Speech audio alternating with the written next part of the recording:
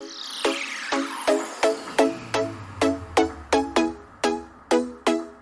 right, next All question. right, great. Yeah. So, what does he mean by cultural cognitive grammar? And are there any tools or resources you can imagine helpful to yourself or someone else for acquiring this or doing this?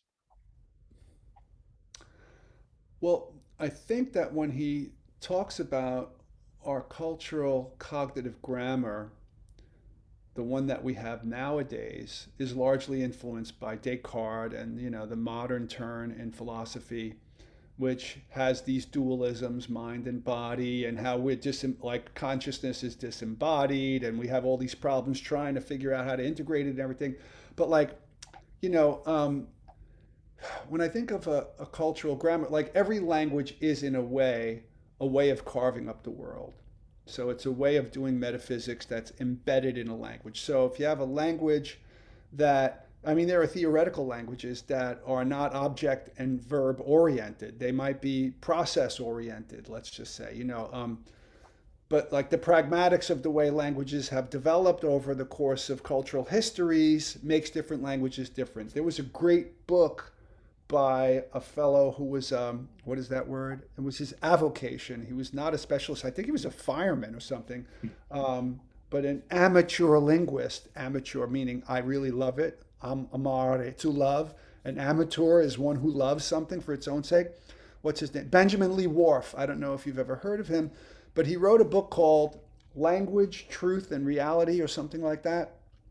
Um, and he said that like the Native American Hopi language has different tenses in it, Oh yeah, different tenses in it. yeah, And if you understood the metaphysics of those tenses, yeah.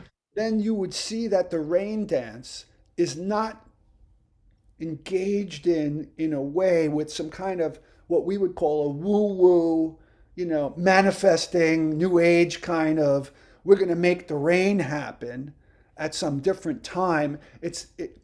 I don't remember how exactly he explained it, but he said if you understood the metaphysics encoded in that language, then that belief system about rain dances and whatnot is rational, right?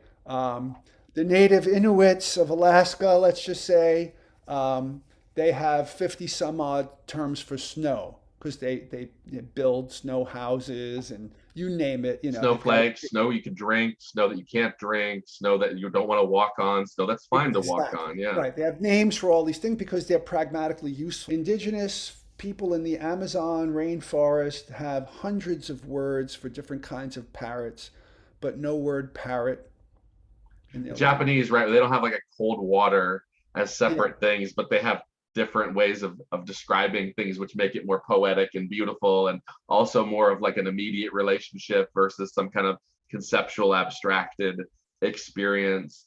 And yeah, yeah. our whole orientation is definitely like an evolution of language, like to a Heideggerian maybe. Right. Now, and like Chinese, the written language is there's no alphabet. They're all images. I forget what the word is, Yeah, but pictographs and symbols and yeah, there's mhm. symbols, right? And so much so that different parts of China that was separated for a time cultivated different verbal languages, but they still use the same written language, so they can communicate with each other through written language, but not through verbal language, right? I don't know if you knew Yeah, that. yeah. Yeah. So like, but their pictures are objects. They're pictures of objects more than Yeah, in they the are. Japan, they even have calligraphy that where like the picture they call it like a mind painting is supposed to be like kind of a into your mind, like it's supposed to really represent something more real. Whereas like you were saying, your wife's pictures they could be like spontaneous belches of the universe that have no meaning. It's like no, no, Right. no. Actually, when I see that, I think wow, she really has profound feelings for life and for her child and for Yeah, color maybe or things like that. the aesthetics of simple inscribed symbology and language, Mhm. right? Calligraphy is the art of writing. We just write. They do art when they write. So they're building all that meaning and style and finesse and all these different things. Yeah, and they're having a different experience. Charisma, yeah, all these different things that we discount in the West on some level are built into different cultural grammars, right? So I'm using literal language as the straightforward model of a grammar, right? but cultural grammars are more abstract forms, right? So you've got syntax and semantics, right? The meaning of the word is the semantics of it, how they were arranged to make meaning in a sentence or a claim. That's the grammar, right? The syntax or the grammar. So grammar is more about syntax, so it's more about form, right? So given the forms constrain what you can mean, right? So the way in which our culture parses the world in its language and in our modes of behavior, all of that's part of a cultural grammar on a larger, on a more abstract level, almost like Platonic forms, the way that they influence things. So, which forms we identify with, what structures, you know, that's my understanding of what John is referring to when he talks about cultural grammar.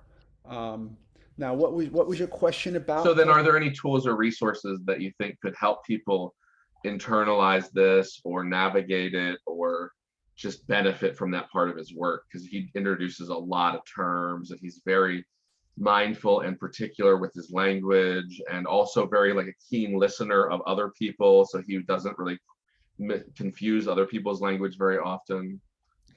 Well, what I would say is that our language, our linguistic tools, like John struggles a lot and consciously, almost constantly says, I don't know if I'm expressing this properly. I don't like the words that we have to use to say this.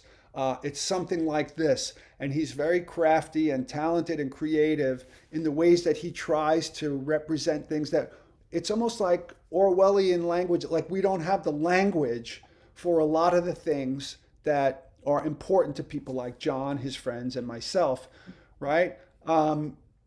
But he's helping to create that language, um, and all the kind of research that he and his colleagues are doing, hopefully, will empirically ground a lot of the new language.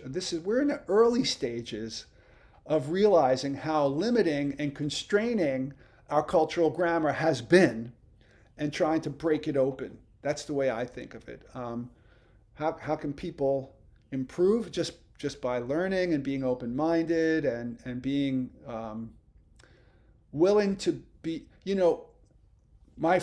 most of my philosopher friends are immediately critical of anything that's said that there's an exception to or what, this kind of thing. You know what I mean? Like you make a claim, they go, well, that's not true of all cases. What about this? This kind of thing, right? So, like in our cultural mindset, we're all doing that a lot to each other all the time. But John, even though John is trying to figure out ways in which to avoid that, he's willing, he's unhesitating, he's unafraid to be creative in trying to construct new grammars. Yeah, And, people aren't very creative when they talk. There's a lot of like and people, repeating what you hear, and to like really say like, oh, that talk I just had with Rick, it was like being on the sun for 2 hours. Like someone, doesn't speak like that very often. Or like, oh, that dog was like a bouquet of flowers to me. It really just cheered my day up. Like people don't, grapple with their language and then speak. It's usually just like, okay, yeah, today was boring. Yesterday looks good. Tomorrow's going to be fine. yeah, Um, so this is similar to my thing about how people need a cognitive landscape that's rich, high resolution to follow John, but they also need to be open-minded, right? mhm. So how can people improve their understanding of this cultural grammar issues, how they're constrained and enable, depending on the grammar, is by being open-minded, but also there's an information load that they need to take on, which is reading books like Benjamin Lee Wharf's book, Language, Truth, and Reality, or so whatever the title was, Yeah, yeah, yeah. about they need to study some linguistics. They need to be cross-culturally curious. They need to be curious about alternative philosophies, like John is. John is looking everywhere. Israel, Greece, Rome, Middle Ages. Catholicism. It doesn't matter where. Sufism, Yeah. Buddhism, Confucius, because these are all different paradigms and different models. That every one of them has a slightly different or grossly different cultural grammars to them. right? Like just think about the cultural grammar of Confucianism. The patriarchy, the tradition, ritual, like it's just built into Confucian society that rituals are almost divine ways of honoring your ancestors and enacting all the values that your mother and her mother and her mother all gave to you, right? That's Right, they built live into in it. that world, they think in it, Yeah, they breathe which is it, what it's right. everywhere in their The buildings, it's in their like clothing, the way that Christmas or the yeah. mannerisms, everything, Uh-huh. everything is reflective of a Confucian grammar. So Yeah, what were studying Descartes' rituals? That's really a good question to ask. Like, what was his mode of day to day approaching life when he was thinking in such a neurotic way and writing the books he was writing? yeah. Huh. So just studying alternative cultures, alternative philosophies, that's going to give you a lot of the mind opening that Mhm. makes it possible for us to improve our grammar. It also simultaneously like challenges and validates what you're into. So if you go looking into Native American philosophy and religion and you go looking into these other places, you'll go, oh, that's not as spooky. I found it here as well. And oh, that is actually, even though it's in ancient Hinduism, it's still actually in modern Polynesian culture too. So it's not as, esoteric as I'm really kind of saying initially. And Right, right. Like Bernardo Kastrup's mind monism, or whatever you want to call it, analytic idealism, he calls it. That's in Vedanta, ancient, Vedanta philosophy, let's just say. Versions of it, similarities. They're not well, identical. yeah, yeah. And the Asian tradition has like a deep, deep tradition of logic, great, great thinkers, debate, Yeah. psychology. Like, and these are Evan Thompson, John's kind of partner in building that class that became the Meaning Crisis series. Oh, really? Oh, that's Yeah, great. Evan Thompson was teaching at UT, needed someone else to teach this intro to Buddhism and Cog Sci class. John took it over for him, developed like his thoughts in kind of in that container, and then put it online. And then that turned into the series. Like it got remade into like a 50-hour monument. And so I did not Evan know that. very That's much is great. open to like, I know that they're colleagues and I know that they talk, but I didn't know that. That's nice to yeah, if you know. know Evan's work, then for I know sure. Evan. Oh wow. When I mentioned that comment about Alva Noe with the glasses, having to Mhm. constantly clean your glasses, Yeah, yeah. that was at a conference. It wasn't a conference, actually. It was an NEH, National Endowment for the Humanities Summer Institute that Evan put it together. He was one of the builders of it or organizers. Evan, Mark Sideritz, who's a Buddhist scholar, and Christian Kosaru, who's also an Indian he's a Westerner, but he specializes in Indian philosophy. The three of them put that together. So yeah, that's when I first met Evan. That was a 2 week thing. It was great. Oh my God, 2 weeks of just brilliant people giving talks, and then a bunch of people like me being able to interrogate them and have these group discussions. What a great experience that was. Yeah, like But you're saying, just rich, high fidelity, high quality of thought, interactive. It wasn't just you mono that's breeding when, and yeah, I think yeah, I yeah. mentioned this. I think I mentioned this in my first podcast with John, that my training as an undergraduate and a graduate in philosophy was very narrowly analytic. And most of my experience with Asian philosophy was as a meditation practitioner. So almost anything that I ever read about Buddhism or Hinduism or heard lectures from were from these like Dharma teachers, like meditation teachers, Hmm. you know. And I did not know how rich the philosophy was and the psychology and all that stuff. Yeah, karma Like, yoga, the yoga sutras, the like all the yeah, sutras really in yeah. I mean, Buddhism have like a logical structure and they answer these metaphysical questions that we deal with in very subtle, complicated ways. And they get yeah, things like wrong very, very badly, some of the schools and the whole, I yeah. read the Yoga Sutras, but I didn't realize that there was a whole developed philosophy around them. And followers of that school of thought were in constant debate with the other five, orthodox Indian philosophies and with the unorthodox ones like Buddhism and Jainism and all that. and like Incredibly the rich intellectually. university level Yeah. logic, psychology. I didn't know it was that rich Awesome. because Yeah. my teachers were biased and closed-minded, and they poo-pooed that stuff as if it's all religion, as if it's Mm. all New Age religion, right? And so I It's just tough as didn't someone know. like that's trying to learn from someone like that. It's hard to call their bluff and say, oh, they're being limited. They just don't know because they're so much more knowledgeable than you. But I even with John, I mean, like I have to, if I can make John laugh about something and surprise him, like, good, we think differently enough that I'm just not glorifying him and taking everything in this bad way. Because if you can, there's always more than this one true way, unless you're really on fire, maybe. I don't know, like Christ maybe is the exception, or the Buddha, or Right. whatever. But this idea that you shouldn't be seeking outside perspectives and challenging yourself, and that there aren't people that have been where you want to be that you can be reading about and learning from. And yeah, the I mean, even Young and a lot of the people that were kind of inspired by him, they had these bad copies of the Bhagavad Gita or of these Buddhism texts. Right. Thoreau brought some of those books to Right. Walden. And Right. so, like, it's so interesting to actually open that world up in the 21st century. I mean, even in the last year, they're finding like ancient Greek texts that were preserved, and now new laser technology can pull up a new Plotinus text or a new Aristotelian I know it's thing. And amazing. it's like, oh, It's well, they've been using that for 300 years and they didn't even know this. And the bulk of Asian philosophical texts have yet to be translated Right. I into mean, you have to be English. like a Buddhist scholar, just giving your life away. And like you said, every time that happens, there's a bias built into the translator. So you want to see like 80 people and some like nerds that are just academics that are doing it without it, and you get all of that and just try to, be as Just honest to as you even can. figure out, yeah, just to even figure out what did those people really think. Mhm.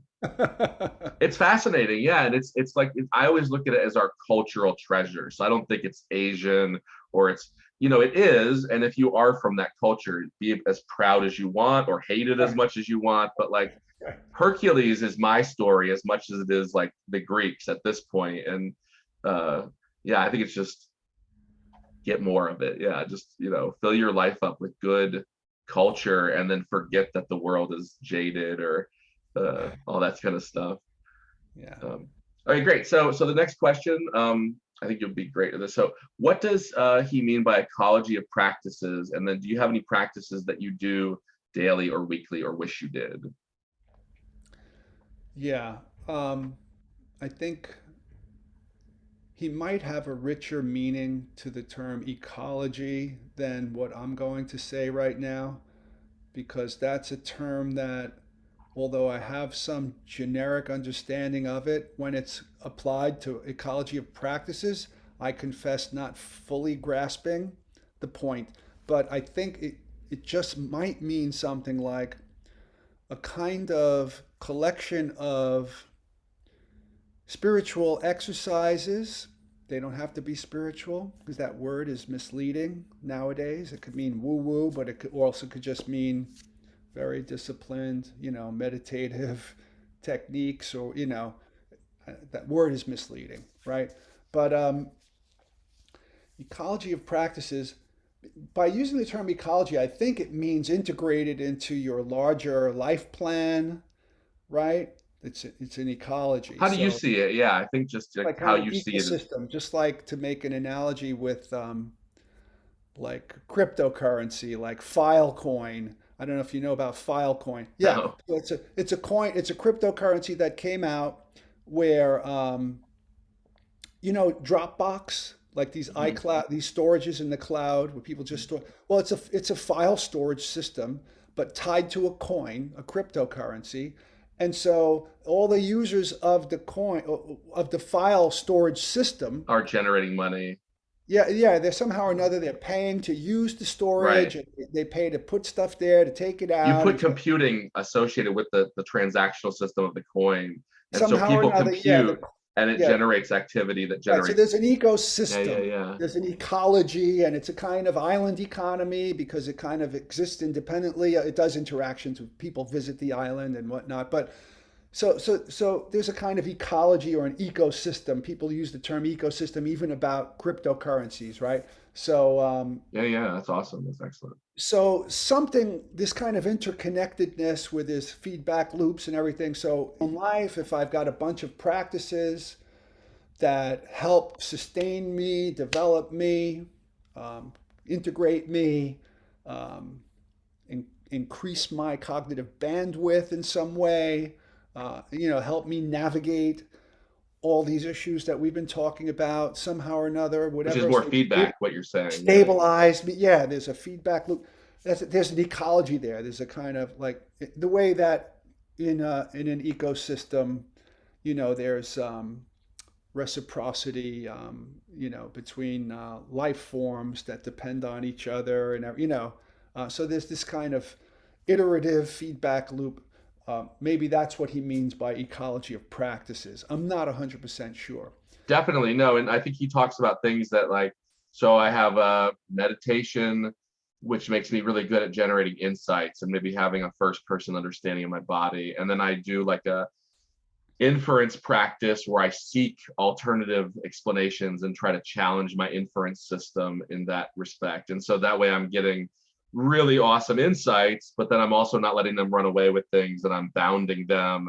And then I'm also not just being bound by my inferences because I have these really first person insights challenging their, like you said, propositional logical coherency or something like that.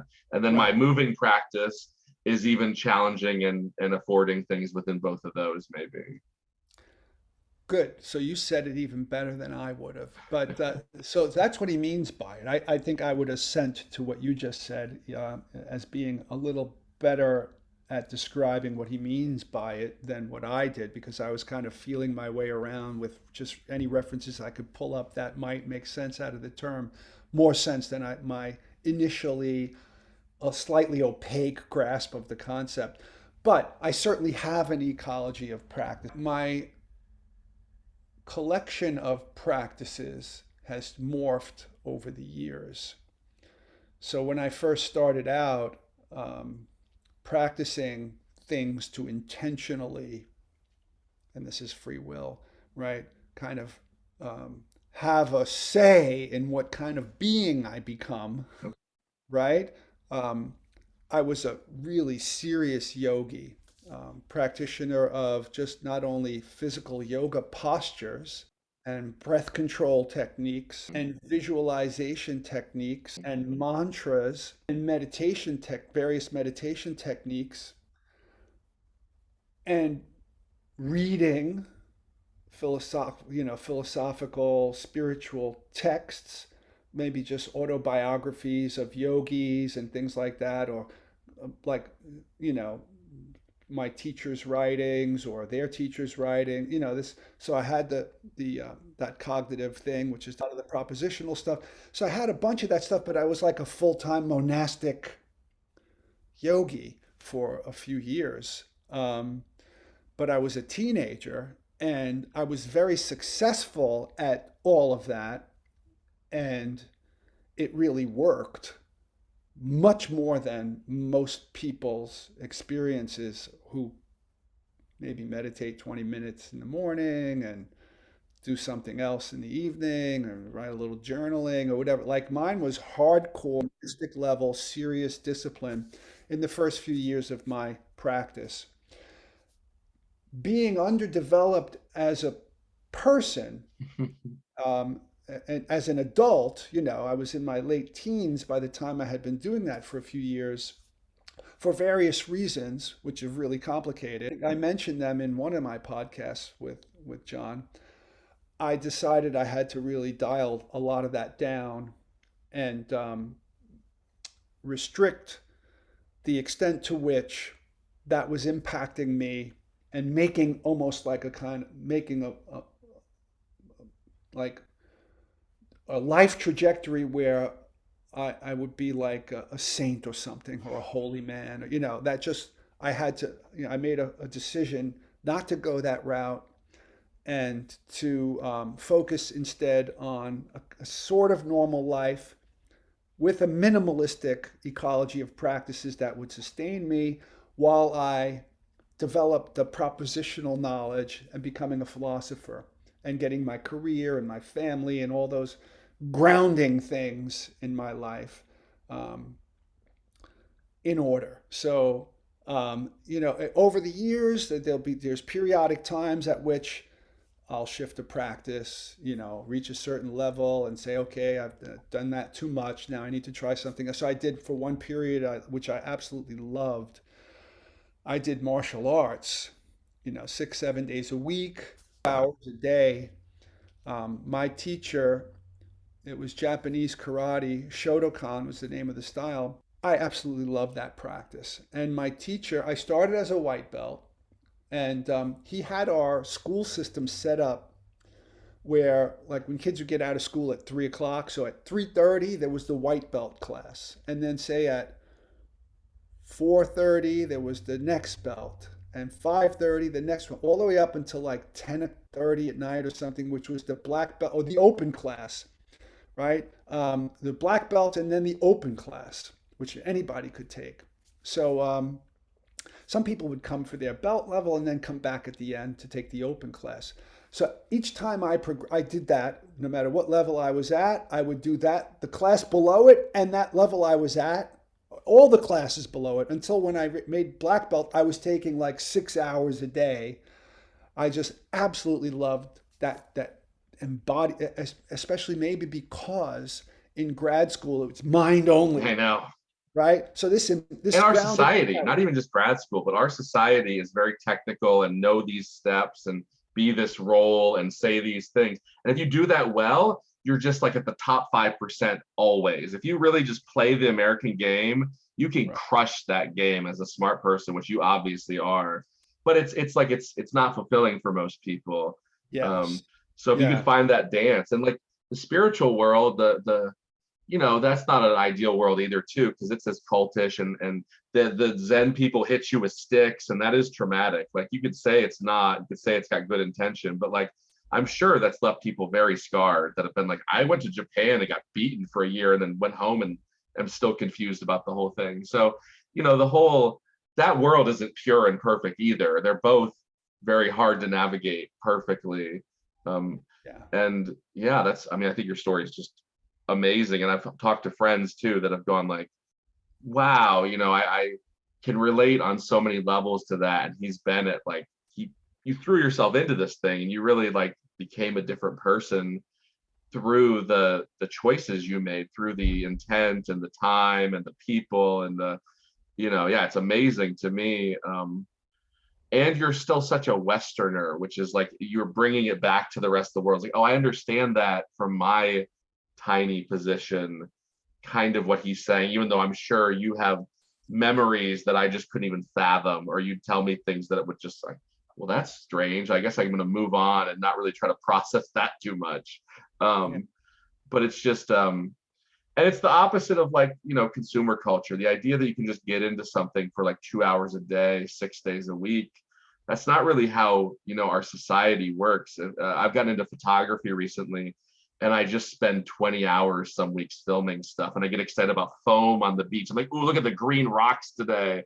And, there's no people to bond with about that kind of stuff, because the idea of pursuing something for 12 hours a week or going to the beginner classes, even though you're not a beginner, because you're just hungry. Like, you're just like, no, if I can get the basic footwork down better, that's going to speed me up to the black belt, or that's going to make me even better tomorrow. So and John has that too, right? Like he's hungry.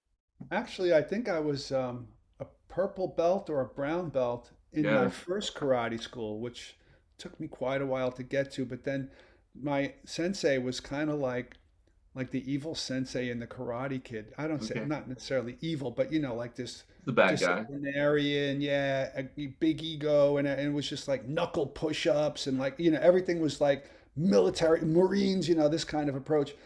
And after my I bought like a year so that I'd save money on it. It was Yeah. Yeah, expensive. yeah.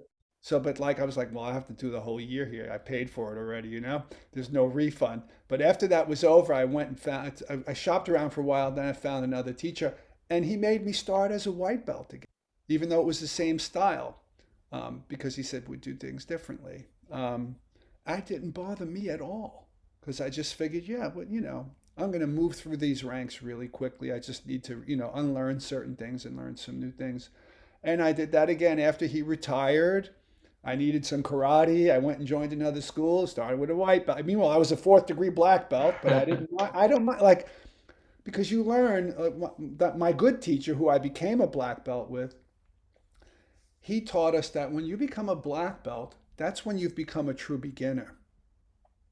Well, and it's about So I have no internalizing ego. things, I and the don't, belts are just symbolic. And yeah, it doesn't mean yeah, anything, it doesn't mean anything. It's the practice, which is part of the ecology. I mean, that's one of the other things I loved about the karate in the good school is that the teacher, the sensei, I'll just say his name, Sensei K, out of respect. He's passed away a few years ago, but we became very good friends. But he would begin every single class with meditation, just 1 minute of silence, which I absolutely loved. And being a yogi, I kept my hatha yoga, which is just the poses. I kept that practice all along. So, people who want to be good at martial arts, they got to do splits and all that. So I was yeah, always good at all that stuff. So it just fit in perfectly with my yoga practice, the meditation, the stretching, and then, the sparring and all that was absolutely, I yeah. I loved mean, I it. think mindfulness and meditation and movement all go together,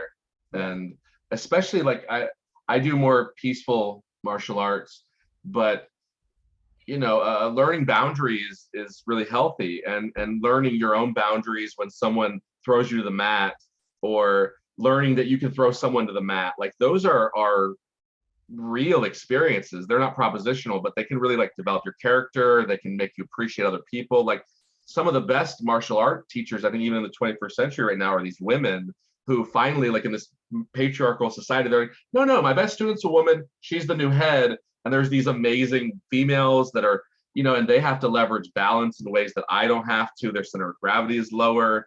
They're more nice to you when you make mistakes on average. That's a little cliche, but it's also probably true. And so, yeah, the martial art world, especially when it blends wisdom and respect, is amazing. The top student in my dojo was a woman. I Yeah. would love to have a female teacher. That was great right now. If I don't do much in person, but if the best person near me was a woman, I'd go, please let me study under you. I would love to learn anything about stretching, balance, posture, respect, all of that. Really good. The martial arts for me was like yoga without the spiritual woo-woo attached, you And like you know? said, every teacher is different. So if you learn yoga from a gym, which I've taken enough gym yoga classes to get free shirts, that's different than when I'm going to get doing yoga on John's Discord server with someone there. And Right. neither is bad, but I Right. should be aware of the differences when I'm choosing, maybe. Yeah. So, just another word or two about my Yeah, own ecology of please. practices that I've kept over the years. One thing that I kept is mantra practice, which it's something that, like anything else, you get muscle memory the more you practice a certain kind of technique, let's just say in martial arts, right? Dribbling a basketball or even engaging in dialectical, debate. The more you do it, the more skillful you become at it. So mantra is the kind of thing that once you invest your psychic energy in repeating a mantra under certain circumstances, it becomes almost effortless. And so um, one of my practices that I'm still doing, I've been doing all along, which I didn't mention to John, is running. I do, like people do walking meditation. I Oh, do yeah. running. I do running meditation, and there is a runner's high, and it's a discipline. I need to do something embodied, whether it's martial arts, yoga, running, anything like. It's got to be something physical. That's got to be in my daily routine. So 6 days a week at least, if not seven. I'm Yeah. doing something, whether it's running, yoga, bicycling, or resistance training at the gym. Or I do my own karate practice still. I practice my forms. I'm always doing something physical, which is necessary for me because my mind is so busy as a Oh, philosopher. yeah. I was going to say, doesn't it just ground you when you do those things? I need a physical practice, and they're all to me equally good. But when I'm running, there's a rhythm to your running, and that rhythm Right. is similar to the mantra. So whenever I Hmm. start running, my mantra just starts happening. Hmm. It You're in this just flow happens. state, like in double flow states. You're in Yeah, this physical, flowing, peaceful, relaxed, and then you're this mental thing is also kind of it, harmonizing. it's muscle memory. It just starts happening. The minute And that we're I addicted to novelty, so we almost don't appreciate that, right? Like the fact that like when you do things with intent, with appreciation over and over again, like all this myelination is happening in your brain. You're also not doing those things that are like disintegrating your Right. psyche, so to speak. Yeah, And your neurosignatures are strengthening yeah, yeah. with that activity, but also sitting practice. I teach meditation. I lead meditation group at the college once a week since around 2006. So leading the meditation is always rewarding for me Yeah, what do you because get out of that? I've heard other teachers say that. What do you get beyond just seeing the students happy? well, I'm meditating while I do it. So there's this difficulty for many meditators to integrate the meditative mode into active mode when you're Mm, engaging and embodied in the world doing something. So even just speaking while I'm meditating, I'm guiding the meditation, but I'm experiencing the meditation at the same time. So I'm selfishly getting something from that. And as you might know, if you've ever taught anybody anything, teaching is the best way to learn something yeah, on Bruce a Lee says certain something like that. Yeah. on a certain level. Yeah. The Um, doer gets the reward. That's his quote. It's like no matter what you're doing, and teaching is a doing. The yeah. doer is always the one. It's like, oh, I got all this stuff. No, no, Right. no. Let's listen to this teacher. Rick. Rick is the one getting all the reward from that.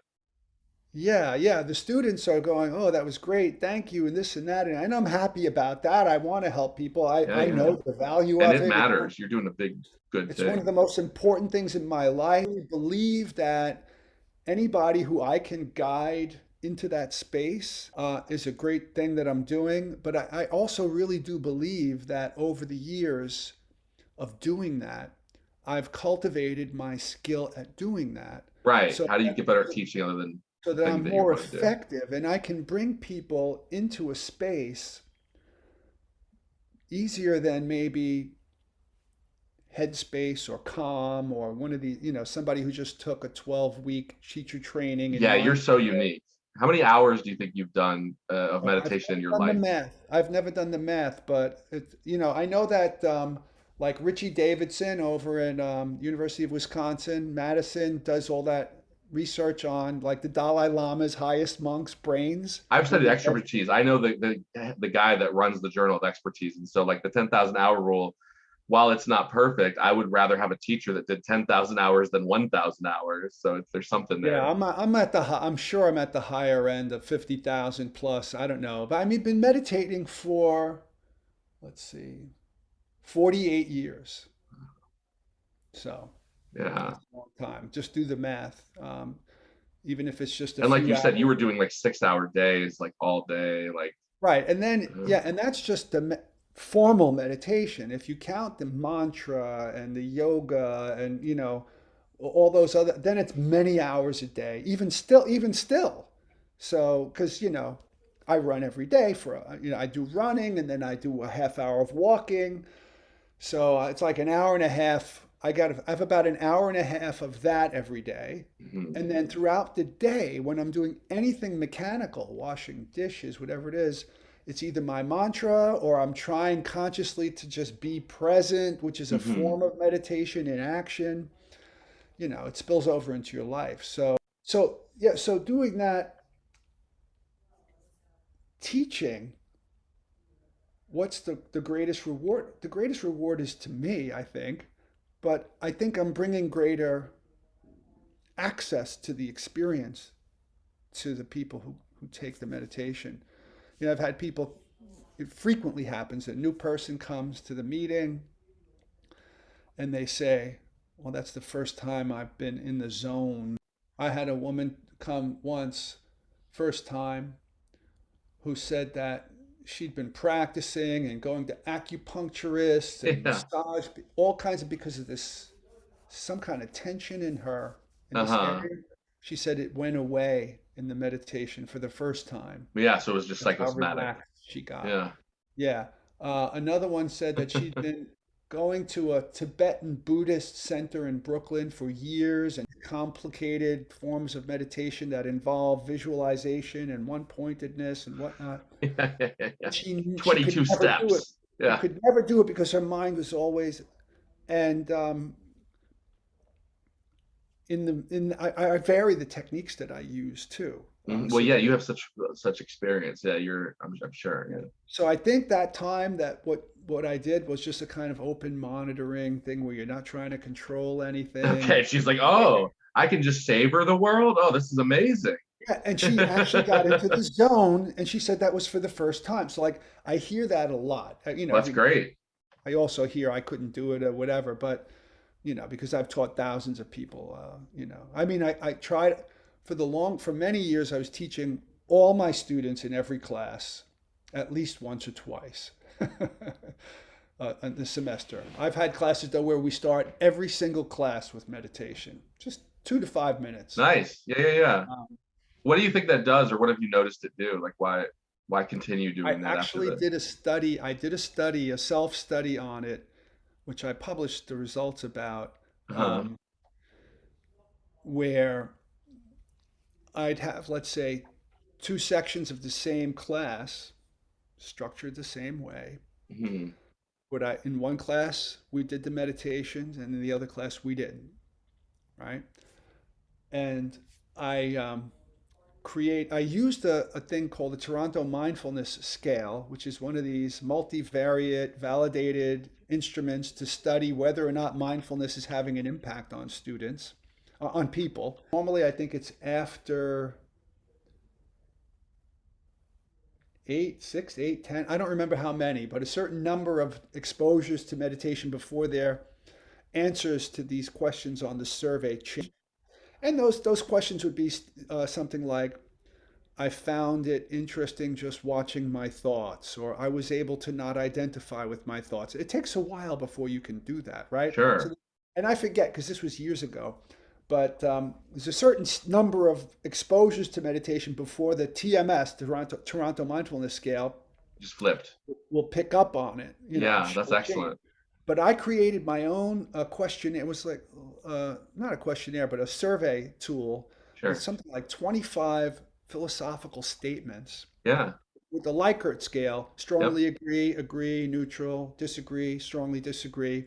Statements like, I feel confident in my understanding of what constitutes knowledge. I feel Yeah. confident in my understanding of what constitutes reality. I understand, these kinds of all these metaphysical, epistemological, ethical issues, right? I just made statements, and Yeah. on Yeah. day one, I had the students all fill them out with a number, not their name, and put them in the file, and had Yep. somebody input. I got grant money to do it, and No, this is somebody great. Yeah, I know more about psychometrics than most people, yeah, so I'm following somebody this very inputted well. the data into some, database.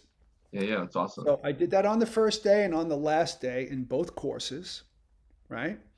But I did this for several semesters, so several courses. Yeah, this is Um, awesome. and and of course, only the students who meditated before, no, not before, right after each meditation, I would give them the Toronto Mindfulness Scale to fill out with their code number, their ID, Yeah, had yeah, yeah. somebody input that. And the data analyst in our department, or we have an Office of Institutional Research. Oh, cool.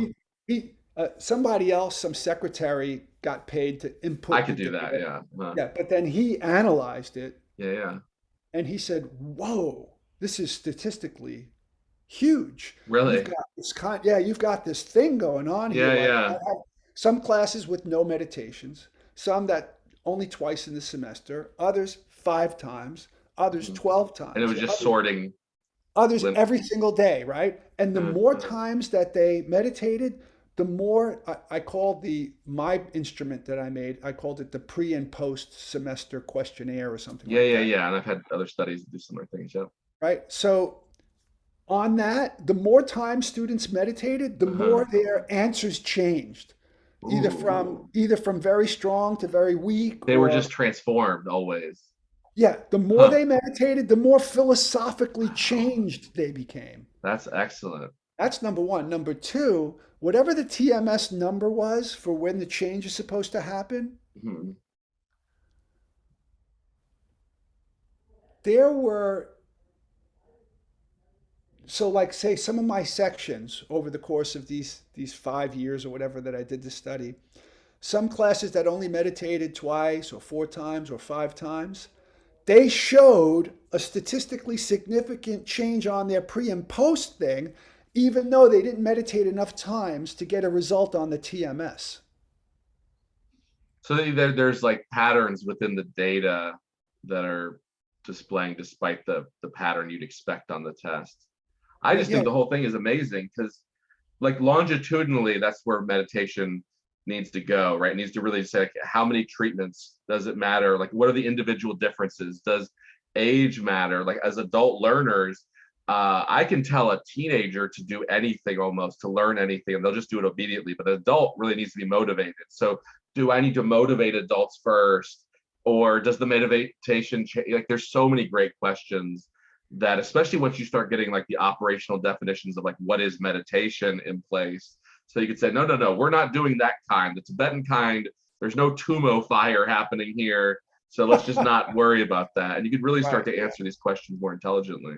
So yeah. that's awesome. A lot more research needs to be done, and it's being done now. And Yeah, that's a because think about it. Every time like a person that's 20 that started meditating gets their PhD at 30, they can go into positive psychology and maybe make 5 new papers. And then if there's 10 of those people, there's 50 new papers. And now there's enough for a journal. And now that the journal's there, that gets jobs credible. And so it's just like this growing amorphous part. And it increases well-being, which is also kind of understudied in psychology. Then it's so valuable if it's actually like what it's claiming to do, relieve suffering. yeah. Wouldn't you want to study that as a culture? And that's why I'm really happy about the book that I Yeah, got I've got it to. on pre-order. If you want to send me a copy, I'll read it page to page this week. Well, what do you call it? What you said now, like there's a mindfulness journal, and so now there are jobs. And so once there's a philosophy of meditation handbook, Yeah, the next thing will be a philosophy of meditation journal. And then lots of philosophers will feel comfortable doing work in that region, which is also important because philosophy as a general cultural grammar in the West is not, it's just starting to get there. And that book is one of the first things that's helping them to get there. So I'm really happy that I'm playing a pivotal role yeah. in You're the I just looking at the table of contents, the chapter titles, and some of the abstracts that were online. It's and I did a paper in graduate school for a biopsych class, and I've written about these things and taught biopsych. um, and the quality of just the titles and the abstracts is so nice. You can just because you have to get like Daniel Goleman's book on mindfulness. That's like okay, it's got these vague descriptions, and I have the Journal of Virtue and Character Strengths on my desktop, and it's like they have these narrative kind of descriptions or they're conceptual. They're in the right direction, but like I that love whole Daniel movement that started Goldman. with Kabat Zinn in the 70s kind of froze at this very simple place or just didn't go further. And then there's people like you that are just saying like, no, this is legitimate science. It's legitimate. It's so much more interesting than what people are giving it credit for. So no, I find it that book could be like, such a foundational book for so many people. Yeah, I hope so. Yeah. Um, Danny Goldman, I know him. Oh wow. Yeah. I Yeah, know he when was you say some of these names. Yeah. part of my spiritual community with Ram Dass and Yeah. many other Yeah. people. Daniel And he's Goldman's the one. amazing, right? Like I'm not trying to minimize his work. I've cited him and I've learned from him. But Yeah. yeah, to go back to what you were That saying. book that he came out with Richie Davidson, Yeah. Altered Traits, that was pretty good. At the time, groundbreaking. Everything I'm saying about these people, yeah, it's just Yeah. like it froze. That's the problem. Is in like 1976, it stopped moving forward, and there was so much What still was it? The there. Meditative Mind, he wrote that book. The Meditative Mind.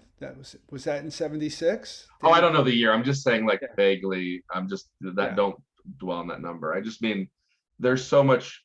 There was so much promise to that stuff. I mean, even the story of Kabat Zinn just kind of luckily getting this grant to be able to study things in hospitals, and then they get this data pool that mindfulness is real, and then that kind of justifies 100 other papers and a few books. And no, it's all so amazing. But I think what you're doing is then taking it to the technical level, which is where it should be in science. It shouldn't just stay in this kind of quaint area. Like you're saying, like, no, no, no, let's look at yoga and let's look at without having the book open, just these much deeper things that I think will be very fruitful for people the more they Well, there's read a about lot of them. research going on in medicine, and in neuroscience about it, Hmm. but the philosophers need to get involved.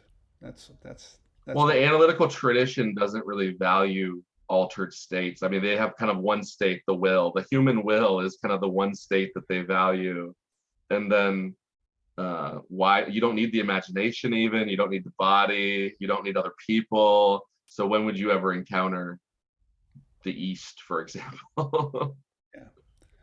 Yeah. Well, I think it's changing now. So No, so no, it's yeah, we're an exciting. I mean, just the fact that John's is popular. Your videos on his channel, I think, got like triple the number of views in 2 days as like any video that I've seen. And I've known John since before he did the first Voices of Vervaeke, oh, and so well, that's um, nice to know. yeah, yeah, I think people are hungry for that. My friend and I just both kind of gushed over some of the cool topics that you talked about, and it's like, oh wow.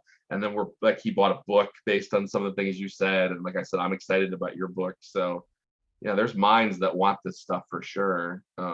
Great. And yeah, I know. So let's keep going. I'll go through these. I don't want to get too excited by all this stuff. So is there a meaning crisis? And then what about it? What is real about it in your life, or the lives of your friends, or in the social cultural world at large, if you think there is one? I do think there is one for the majority of people who are not confident members of a religion still. So, like, religious fundamentalists, they've got a narrative that provides meaning for them, right? And maybe like in the Bible Belt in the United States, they've got um, a meaning narrative that Mm, informs them of what matters. It's the religious metaphysics, the religious worldview, whatever, right? But Western society as a whole, ever since the rise of science and the kind of collapse of religion, there are still holdouts like the Bible Belt, but I mean, most of Western Europe, most Western culture, apart from the Bible Belt, and some other minor exceptions, um, doesn't have religion anymore. And religion gave humanity its meaning for a long time. And but also ancient philosophy, but that was only for a few centuries. That it was a kind of way of life. Um, but then it got eclipsed by that's the whole John's history of the meaning crisis. I can't really summarize that in a paragraph, but I think nowadays I would say do are we now? Yeah. So ever since the rise of science and the collapse of faith, we don't, as a culture, have a really coherent source or model of meaning. And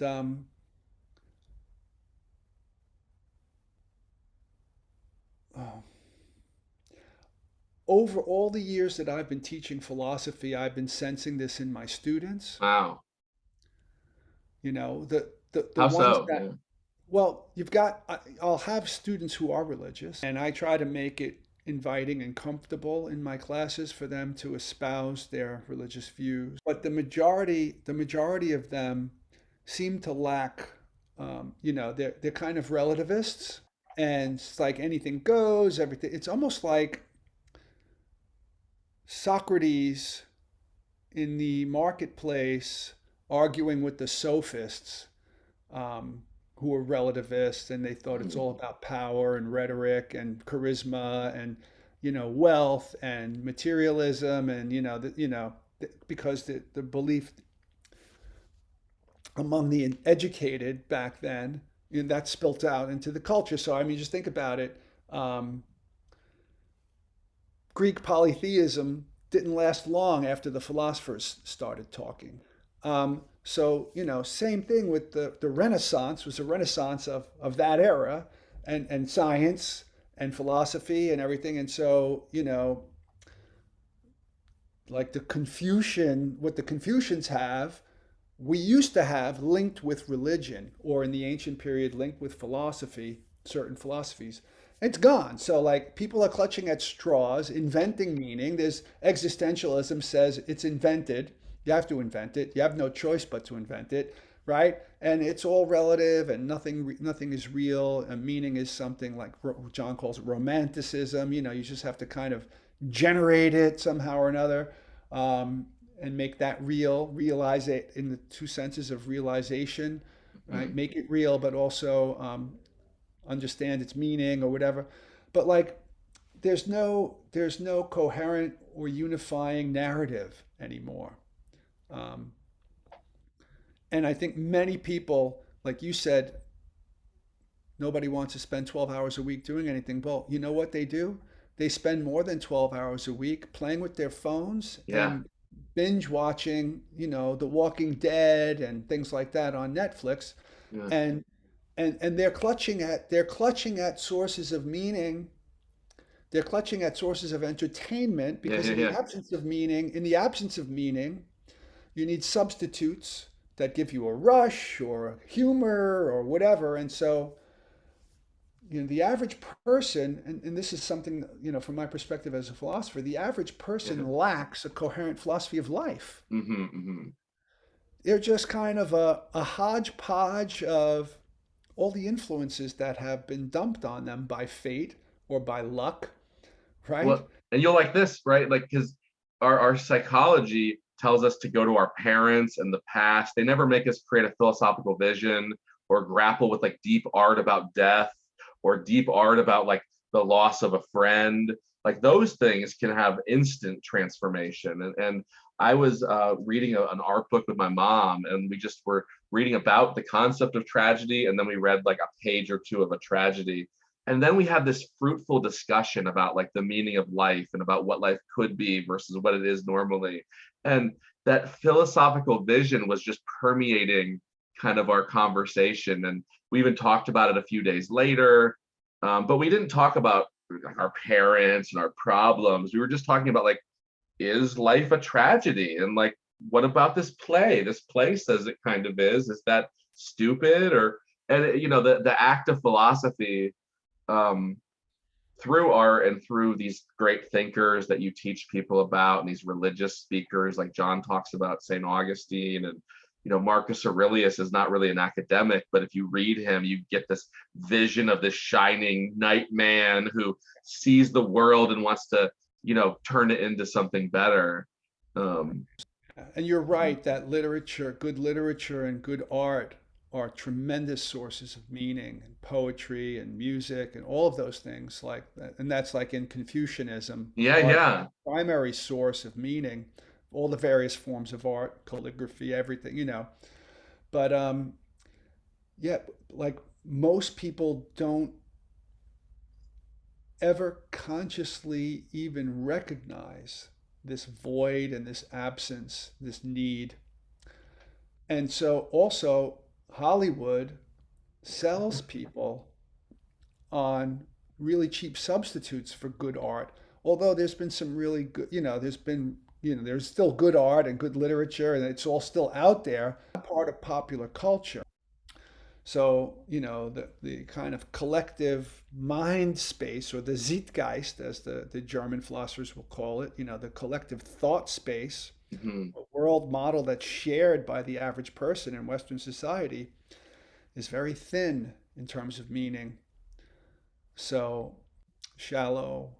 And yeah, and the average person doesn't have a philosophy. I mean, they have one, but it's not conscious, it's not intentional, it's not cultivated by Mhm. like having an ecology of practices, right? Like you want to read more every day to cultivate yourself, to grow roots into the things that matter to you, cultivate your garden of your own existential predicament.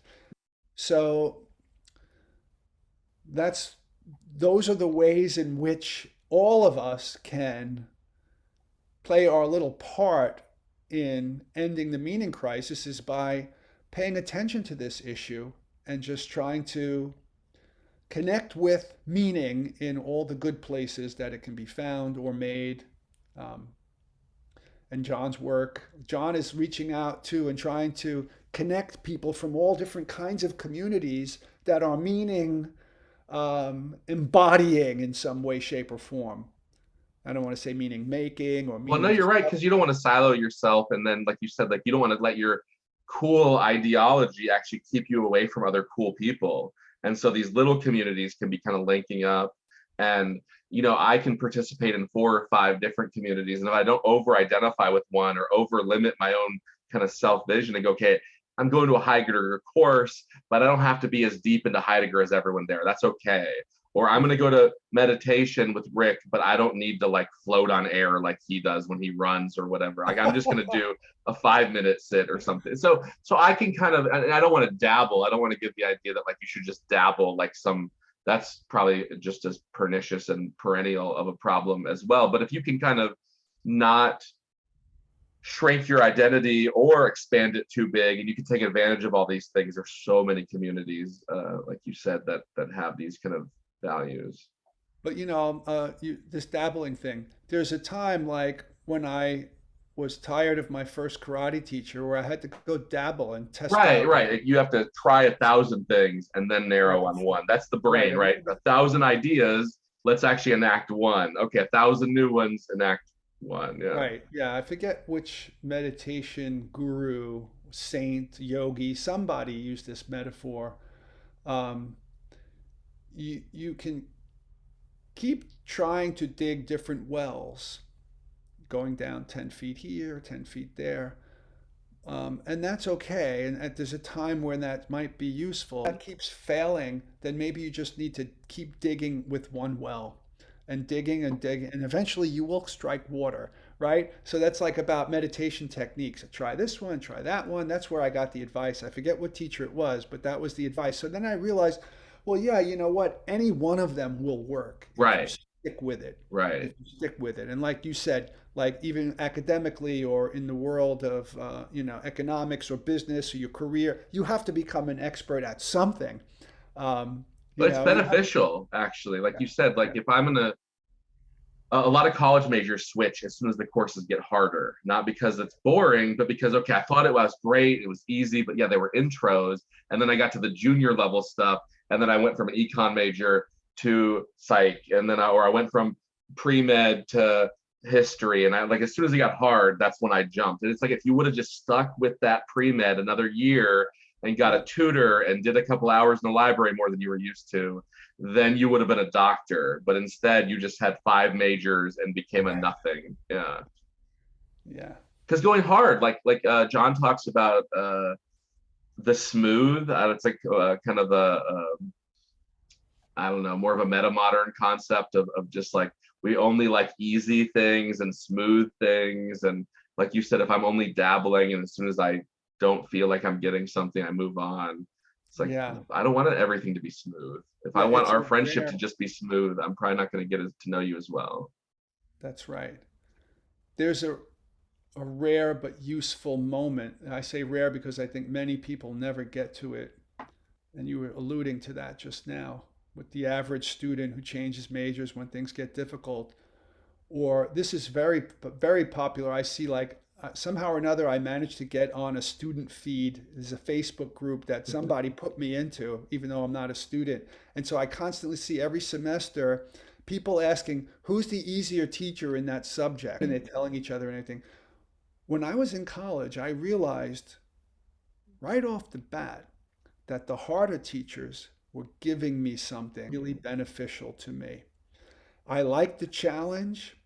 I knew that by being challenged and rising to the challenge, I was growing my cognitive bandwidth. And so I would see, once I realized that, I would seek out, who's the hardest teacher? And I would go for that one.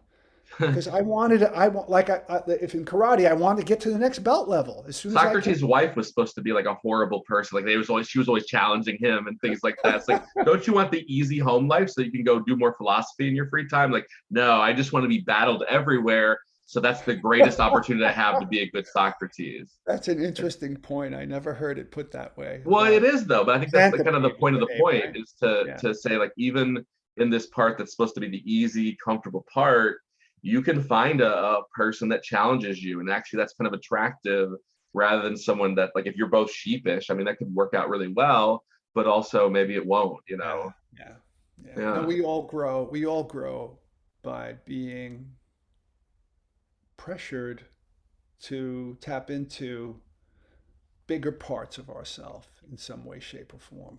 Yeah, you Like, want both. You want a vessel, well, you know and you what? want to be challenged. What's his name? Who just died recently? Mihaly, Yeah, yeah, Mihaly, the flow. Yeah, yeah. I have his book flow also guy, over. Yeah, right? He called it something. I forget, like the teaching learning zone or something. Like yeah. The there's zone of optimal development, like is Vygotsky's idea, and yeah, flow yeah. is You like you don't want it want to be so dominating that you can't even try something. But if it's boring, then you're not going to get. It's like right. two You need to cubs, be you know. challenged. Right. You need to be challenged by somebody whose skill level is at least a notch above yours Hmm. in order for you to grow. It's like you play a video game only against the computer, and then it's like, okay, well, I'm awesome at those pre-planned situations. But of course, a person is going to be way more fun, and eventually both of you get better. That's yeah, it's first challenge is important. And other people, I think, as a teacher, like other people can just bring us up while we're with them, and then we can have that memory when we go back alone. And okay, now I've got some memories and some experiences. Okay, I've learned from that. Let me go back to the group, or even as a friend. It's like, okay, how can I support my friend rather than belittle his idea, even if I think he's the wrongest I've ever thought. So yeah, Right. I love this stuff, Rick. I think it's Yeah. really Yeah. No, me too. fantastic. I'm enjoying talking with you. Oh, good. Yeah, yeah, fantastic. I'm glad.